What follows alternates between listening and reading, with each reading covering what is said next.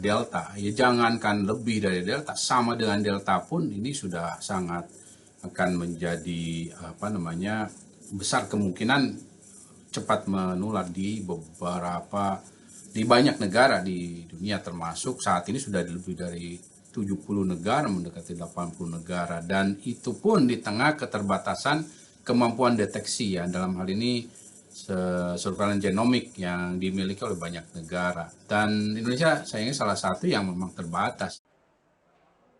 Pernyataan tersebut disampaikan oleh epidemiolog Universitas Griffith Australia Diki Budiman menanggapi temuan kasus pertama varian Omicron di Indonesia. Terbatasnya alat deteksi varian Omicron, yakni genome whole sequencing di Indonesia, membuat pelacakan Omicron menjadi terlambat. Diki mengungkapkan ada kemungkinan varian Omicron masuk ke Indonesia sejak beberapa waktu lalu, namun tidak terdeteksi. Kondisi ini tidak hanya dialami Indonesia, namun hampir semua negara.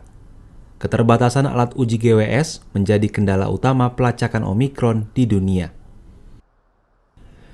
Menurut Diki, salah satu langkah yang bisa dilakukan pemerintah adalah melacak kontak pasien positif Omicron secepat mungkin dan melakukan karantina menyeluruh bagi penderita COVID-19 di Wisma Atlet Jakarta.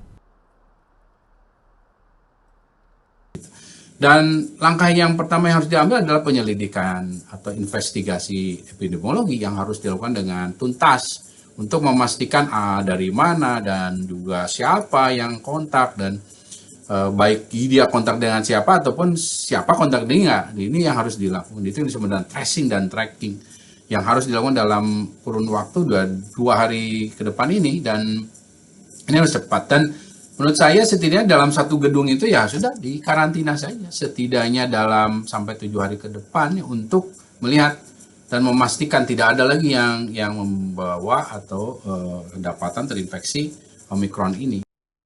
Dalam konferensi pers Kamis 16 Desember 2021, Menteri Kesehatan Budi Gunadi Sadikin mengumumkan adanya temuan kasus pertama varian Omicron di Indonesia.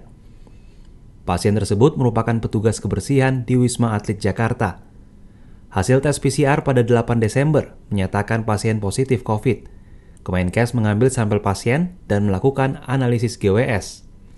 Rabu 15 Desember, hasil analisis menemukan pasien tersebut terkena varian Omicron.